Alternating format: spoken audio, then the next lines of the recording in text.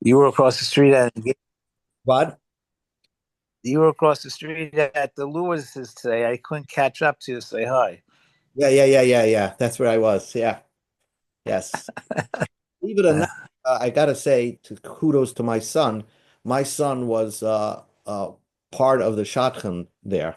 I have an unmarried son, and we were sitting in our bedroom, and we asked who would be good for the Lewis girl, and one of them oh, said this guy, and so my wife ah, went up to that the mother of the groom, potential groom, and she said she'd take it up. But of course, my son is too young to be a shadchan, to be a govi. And they got somebody who also thought it was a good idea.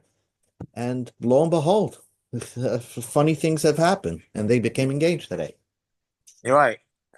Right. So that's nice. Okay, let's see. Hide. Yeah. Okay. So here we go. So here we are holding over here Omar of Nachman. Right. With today's daf is daf Kuf Gimel 103 Sanhedrin, and we're going to begin from Tzadik Beis Amid Beis on the middle, like towards the basically the last uh quarter of the page. Omer of Nachman. So we'll start from over there. Basically, what the Gemara is describing is the sum of the kings of Israel. When I say Israel, I mean some of the kings of the 10 tribes and some of the kings of Judah, who the Tanakh that calls them Rashoim. The Gemara seems to say, don't read the Tanakh so literally. They were great Talmidei Chachamim. They knew how to learn, and we can't imagine what kind of tzaddikim they were. However, it's under their reign, they gave license to idolatry, adultery, and sometimes murder. So Amar Rav Nachman says, Achav, Ahab, Shakal Hoya. He was a person who it was Shakal means he was a person who had half sins and half mitzvahs. Shnema B'Yom Hashem Yafatas Achav Yal V'Yipol Baramis Gilad V'Yom Zebecha. So therefore, God was debating how to kill Yaakov, how to kill Achav, and some said maybe this way, maybe that way. It was a debate. It wasn't a for sure thing that Achav deserved the death, and yet, Maskef lo Rav Yosef said, "How could God be not sure to kill Achav?" Mind this but the pasuk says about him, "Rak loy hoy Achav." Ashismake lasois hara be'enei Hashem asheisata oisai izevel ishtoi. Achov is considered the worst person in Tanakh, Ahab, and he was seduced by his wife Izevel, a Phoenician woman, and they dedicated their lives to doing bad in the eyes of God. So how could Rab Nachman say that Achov was half tzaddik, half Russia? The pasuk seems to say that nobody was as bad as he was. And what was so bad about him? Every day, his wife would weigh her husband Achov on the scale, and that's the amount of gold she donated to the Avodah Zarah. And you say Shakal Hoya, he was just a half good guy, half bad guy. What does that mean? Ella says the Gemara, really, he was very bad. He permitted idolatry and promoted idolatry in his kingdom. Ella Achav Vatrum b'mamoinahai. He was very generous with his money. He let people who learn Torah benefit from his possessions. Kipru loy mechza. Half of his sins were forgiven. The pasuk says a fascinating thing. The pasuk says, but Achav committed one murder. The pasuk, the Tanakh describes that he really wanted certain vineyard belonging to Novois, and Novois didn't want to sell it to him. So Izevel, his wife, came up with this plan, like to have witnesses cry treason, that Novois committed treason, and he's supposed to get the death penalty. And via getting the death penalty, his possessions, his vineyard, would go to Achav. So he was killed on a trumped up charge. So this ghost of Navoyas came to God and said, I'm going to convince Achav by convincing him to go to war against, I think, Aram. And that ultimately led to the death of Achav. And he told him a bunch of lies. So, Vayetze Ruach V'Yamid Lifnei Hashem, a certain ghost came before the Eibishter, Vayoma Ani Yafatena, I'm going to convince Achav to go to war. Vayoma Hashem Ela B'meh, how are you going to do it? Vayema Eitze Vayisi Ruach Shakar, I'm going to be like a spirit of lying, B'fi Kol Neviyav, in the mouth of all his prophets. Apparently Achav trusted his prophets, and I'll put a lie into their mouth, and then we'll convince him to go to war, and ultimately it will lead to his suicidal death. Vayoma Tefat, convince him, Gam Tuchal, go do it. Say, get out of here, Vasei Cain. So my Ruach, which ghost was coming before God to do this work? Amrav Yochanan, Ruchei Shel Navos HaYisraeli. This was the spirit of Navos the Israeli. Or might say, why did God tell him to get out of here and go do it? Amar Ravina said, say mimichitzasi. God said, get out of my little domain, because shekain ksiv doiver shekam liyikin leneged einoi. Those who speak falsely can't be in front of God. And since Navos was going to do a plan that required him to say something false, you can't be in the presence of God if you're saying something false. And nevertheless, Amar Papa, Haindram Inchi, that's what people says. The Fore Kine, whoever wants to take revenge, Machra Basi, he's destroying his own house. Novois wanted to take revenge against Achav for killing him, and yet because Novois was the one that convinced, had to go on this mission to speak falsely, he himself was punished by being thrown out of the mechitza, by being next to God, being in the God's presence. He made this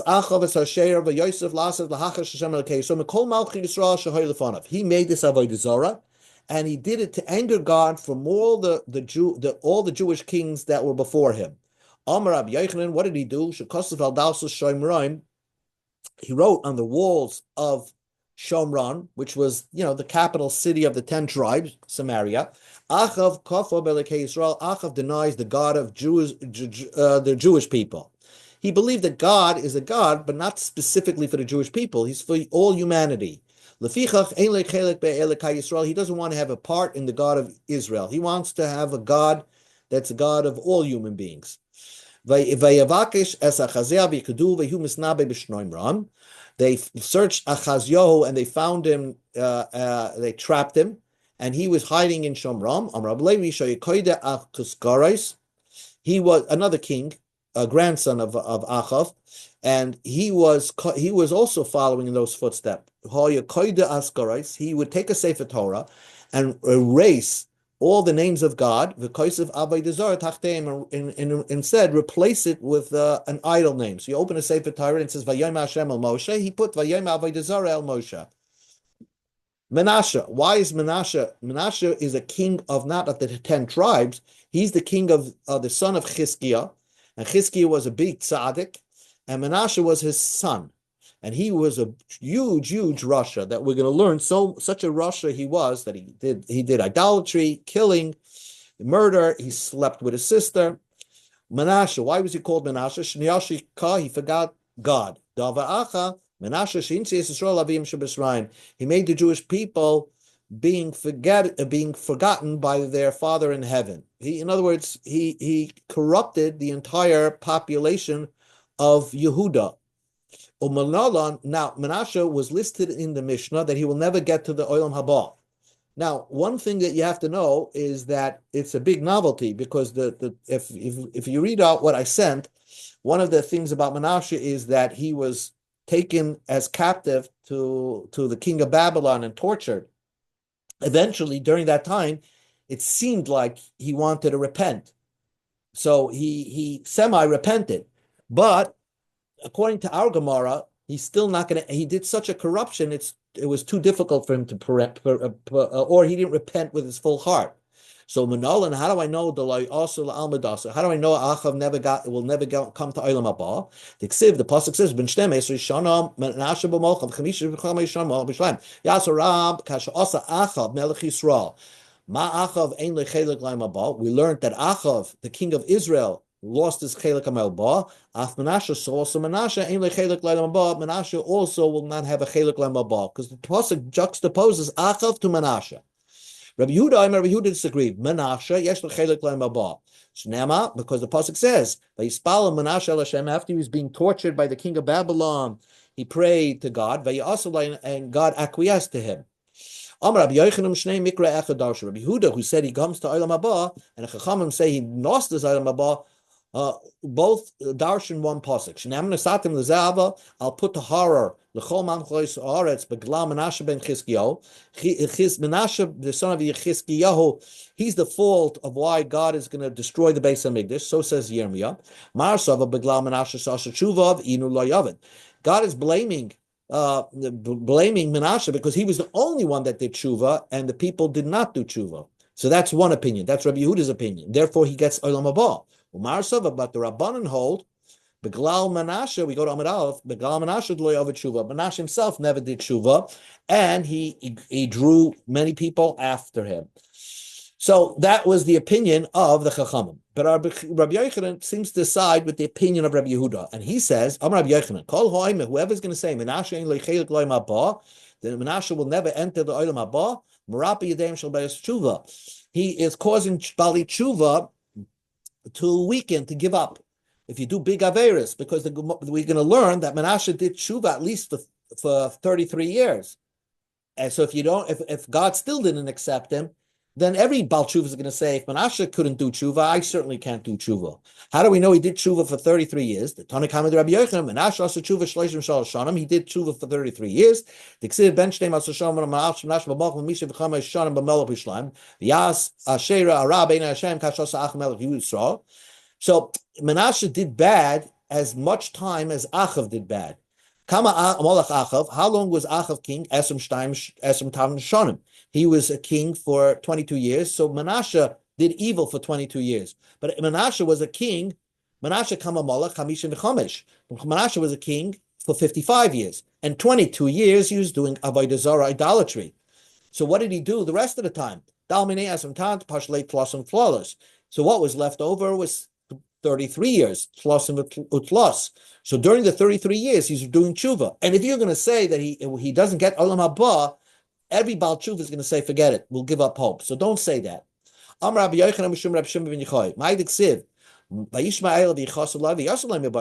it say in Divrei Yaman, God listened to his prayer, Menashe's prayer, and he dug a hole for him?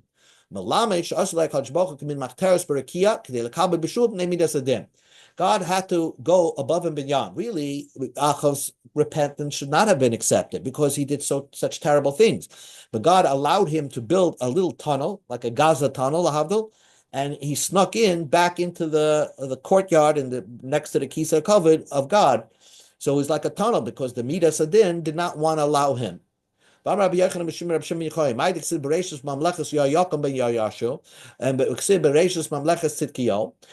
Yoakim and Tzidkiyahu being the last king of Judah, obviously, if you remember, and under his reign, the Beis Hamikdash, the first temple was destroyed, I think, in 580 something, 586 BCE, and Yoakim was, two before him, and he was assassinated.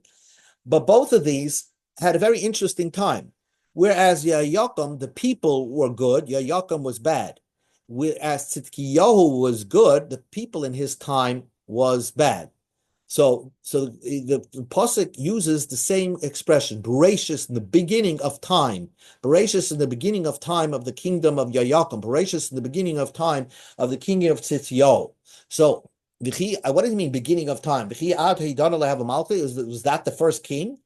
They're not the first king of the Jewish people. God wanted to bring the Armageddon, destroy the whole universe. Bishvil Yahayakim, because Yahayakim was the king. And he was such an evil person. But he looked at the people, the generation of Yahayakim, the people living in his time, and they were pretty good. From an Iskaradat that God cooled off and did not destroy the world. Same idea is the opposite way. Because in the generation of Tzidkiyahu, everybody was bad, except Tzidkiyahu himself, the king. Tzidkiyahu was a tzaddik, and God looked at him and got cooled off. It says the Gemara, so you're telling me that Tzidkiyahu was a tzaddik? But Tzidkiyahu did bad in the eyes of God. So how could you say Tzidkiyahu was such a good person that God cooled off and did not destroy the world, Well, the pasuk says in Malachim he did bad things, and it says the Gemara he didn't really do bad, but Shahaya he was too nice. Shahaya biyadei limchas he could have protested the bad things that his generations were doing, the people in his time were doing, and he didn't protest. Now the Rabbi Yochanan said in the name of Shimon Yochai, why does the pasuk say, "Ish chacham nishpat es ish as evil v'ragas v'sacha ve'inachis"? God, who's the smart person and judge, evil people, sometimes he gets angry at an evil person to punish him.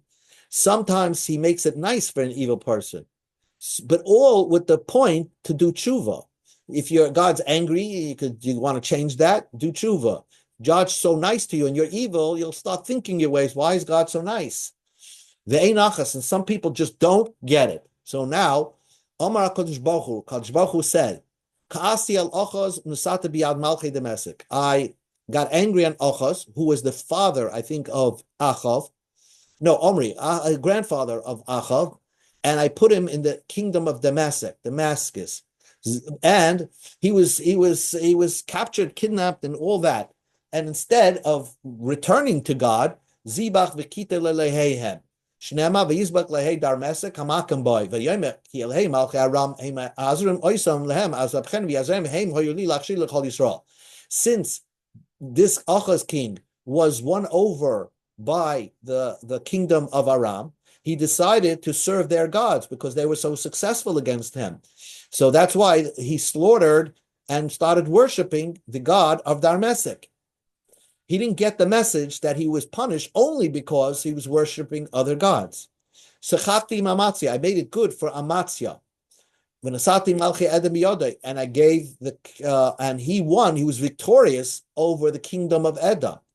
So you would think that he would be victorious, he would be devoted towards Yud-Kei Vav-Kei, to our Eibishter. But the pasuk says not so. He brought their gods and bowed to them.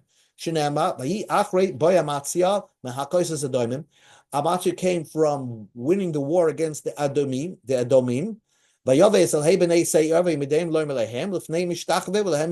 He brought their gods back and said, you know what, let me try them. So sometimes God is so good to a person and he doesn't get it, and sometimes God is bad to a person and he still doesn't get it. Papa tried to straighten it out.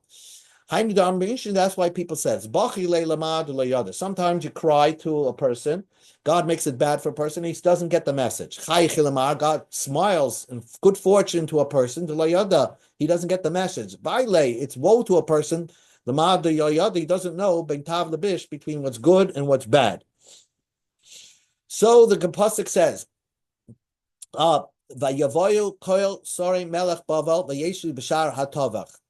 it says in Yirmiyah that the king of Babel sat in the gates in the middle of the Beis HaMikdash, or the first Beis HaMikdash.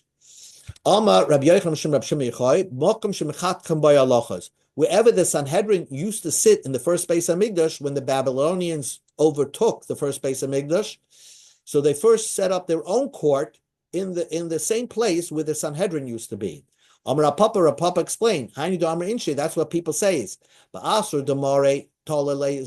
the place that this person would hang his weapons, Tam and Kulbaraya, this disgusting shepherd now hangs Kultataya, hangs his jug. It's like when you see on television when they overtake a dictator's the Assad palace or Saddam Hussein's palace, and they go through it and they destroy it. Here he used to do this and this and this, and now look what they did to it. They would ransacked it. And that's lahavdil, what happened in the Beis HaMikdash, a place where the Jewish courts would sit and Torah would emanate. That was the place where the Babylonians installed their own court. Amar Rav Chizda, Amar Rav Yirmiyah bar Abba. My diksiv, what does the pasuk say? Al sadei ish otzel avarti, val keren odam chasav leiv, v'hine ala kula kimshonim kasu panav charulim, v'gede avav meher rasa. The pasuk says that Shlomo says, I went behind past a field belonging to a lazy person and a person who doesn't pay attention, a vineyard of a person who's missing heart. And all of a sudden it's full of thorns, because if you don't take care of something, thorns grow, or nettles grow on the ground. The Geder Avonov and its protective fence is Nerasa, demolished. Al stay ish also avarti ze Achas. This refers to King Achas. Al kerem Adam Chasalev ze Menashe. V'hine ala kulim b'shayne ze Amoin. Kasuponav Charulim ze Yakom. V'geder Avonov Neharaso zet Kitzkiyahu Shnechra Beis Hamikdash b'Yamav. All these are referring to kings that just let things fly in their kingdom. They let, the people go. Let there be idolatry, let there be adultery, let there be whatever bad things. And finally, it resulted in the destruction of the Beis Hamikdash during the time of Tzidkiyahu. Amar Rabbi Yirmiyah bar Abba. Another statement from Rabbi Chizda and Rabbi Yirmiyah bar Abba. The first statement was that pasuk. He says an interesting thing. Arba kitas, there are 4 groups of people who are professionals at what they do. Ein mekabels pnei shchina, after they will never receive God, because it's very hard. It's what they're doing is bad, of course, but it's like hard to ever do tshuva from that. Kat leitzim, people who are always mocking good people. Kat shakranim, people who are always lying. Kat chanefim, people who are always flattering other people. Kat mesapri lashonara, on people who are always talking negative about other people. All these people will never be able to enjoy the presence of God. Kat leitzim d'ksiv moshach yadai es leitzim. Kat shaksham d'ksiv davishkarim liikin lege einai. God says, if you speak false, don't come near me. Kat chanefim d'ksiv kliloi lefonav zchonef yavai. You can't come before God if you engage in flattery. People who speak bad cannot be in the presence of God. So you gotta make sure that you don't belong in those groups. So a person who doesn't pay attention, that if he's always doing comedy or is always flattering people to get something from them, or he's just not careful to say the truth, or he's speaking negative, you should know that the punishment is that after in the future world, you'll never be able to be in the presence of God. Why does the pasuk say, David HaMelech was telling Shlomo, nothing bad should happen to you, and no plague should happen by your wife. What does that mean? Nothing bad should happen to you. That the Yetzer Hara, negative thoughts, should not overtake you. That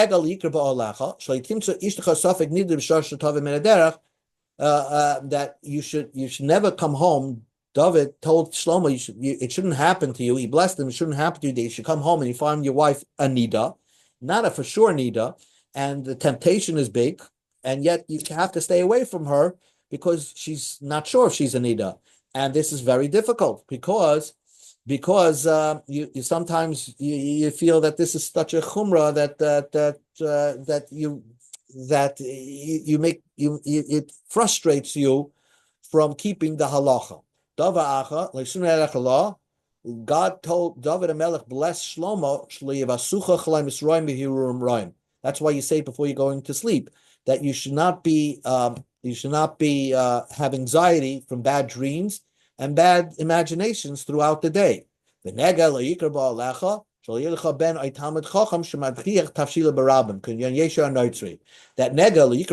means that your children should follow in your pathway, and you shouldn't have a child or student who goes off the derech and also convinces other people to leave the religion. For example, Yeshu Hanoitzri, the Jesus. So now that pasuk was David HaMelech. Yoshi B'Seisa was basically David HaMelech blessing his son. Ad Kam Bercha Aviv. David HaMelech was blessing his son Shlomo. Kam Be'elech Barachta Ima, his mother blessed him. Batsheva blessed him. And that means that his mother was blessing him that you should be physically well. David HaMelech was blessing him that your family should be well, and your mental state should be well. And the mother was blessing her son that his physical state should be well. Ad kam brachta ima, and that's where the blessings of the mother end. But at the end of the chapter, berachta shemaim, God starts talking, and we go to Amabei. God says, God says,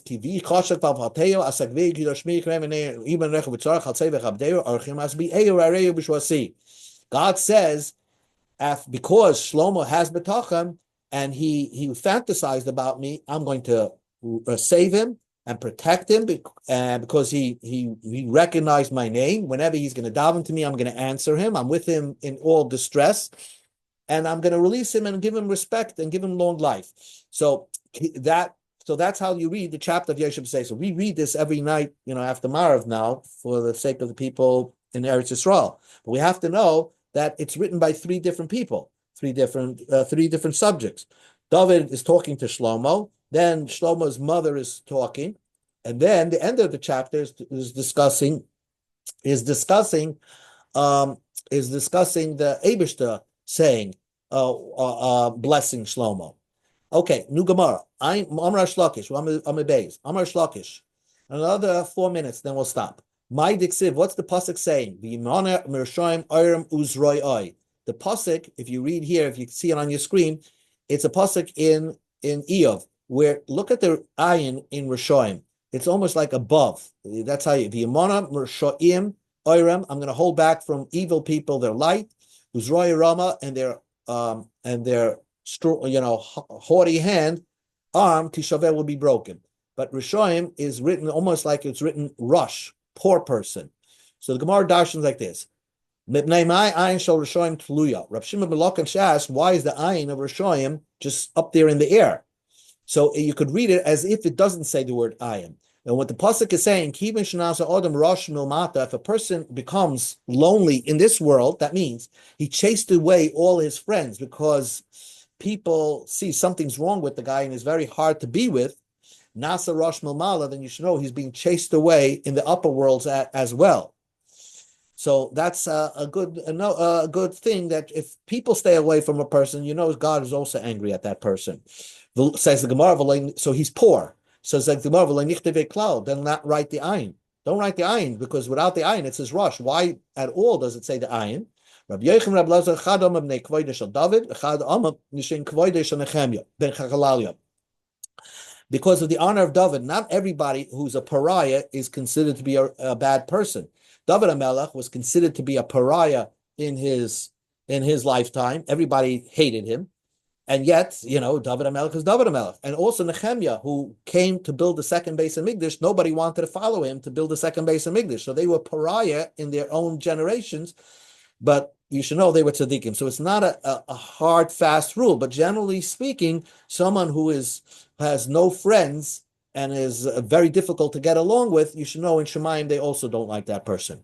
Tanur Rabbanan, the rabbis taught back to the kings that they were so big tzaddikim. They were people who were very, very, very learned. Tanur Rabbanan, Menashe hayeshene chamisha panim b'toris kana keneged shnei malchusai, achav shmoine v'chamisha yirav me'er shloisha.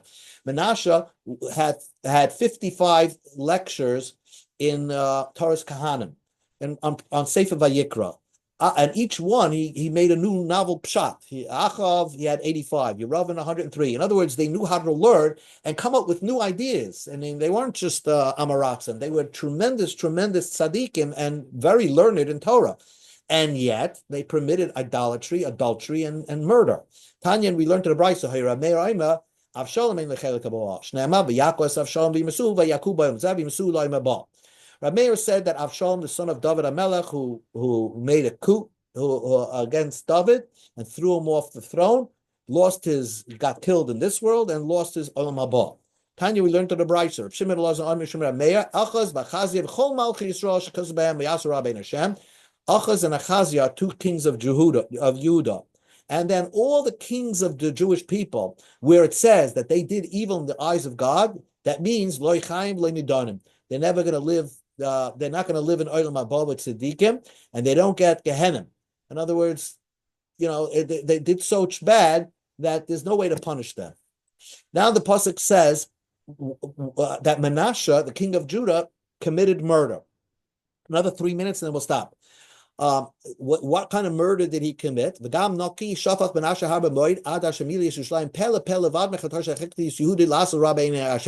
He spilled innocent blood, a lot of innocent blood. He committed murder. So you would think he's like Lahavda, like Hitler Yimach. Not true. He killed only one person, Yeshaya. That's what it says. He killed Yeshaya. But Ma'arava Amri in Eretz Yisrael said not true. He killed a lot of people. He made a statue that 1,000 people needed to carry it every day. And of course, you needed more than 1,000 people to carry it. And he made 1,000 people carry it every day. And on the job, 1,000 people were killed trying to carry his statue. So he did kill a lot of people, innocent blood. Come on, there's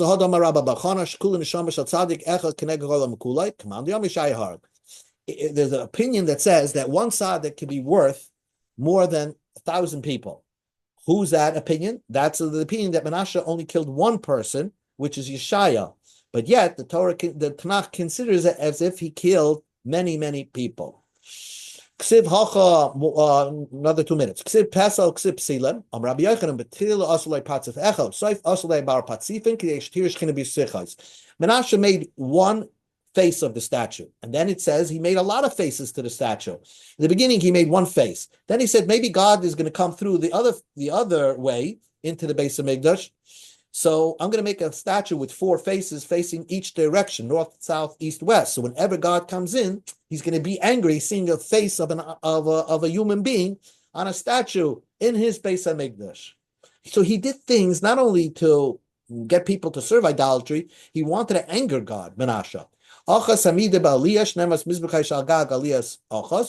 So Achaz put the statues, the Avodah Zarah, in some attic in the Beis HaMikdash. Menashe Hamida Behechel. Menashe put it into the sanctuary himself. Shnema, the Yosef Pesach al Sheir Hashos B'Bayis Omar Hashem al David el Shloimoi. B'Bayis Zev Yishlayim Hashem B'Charti Mikol Shefti Yisrael Asam Shmi L'Olam. He put it mamish in the Heichel itself. All mine, but maybe he put it in the Beis HaMikdash, but not in the Kodesh HaKadoshim where the Aron was. Amin, his son, went one step further. He put the idol into the Kodesh HaKadoshim. Shnema ki kotzar matzah mishtareim amasechet tzarek his kanes. Mar ki kotzar matzah mishtarei. God said it's too small in here. I'm getting claustrophobic because God said, "Oh, there's an idol right next to my Aron." Amrab Shamim Menacheni, Amrab Yonisem ki kotzar matzah zeh v'lishtar olav shnei reim ke'echad.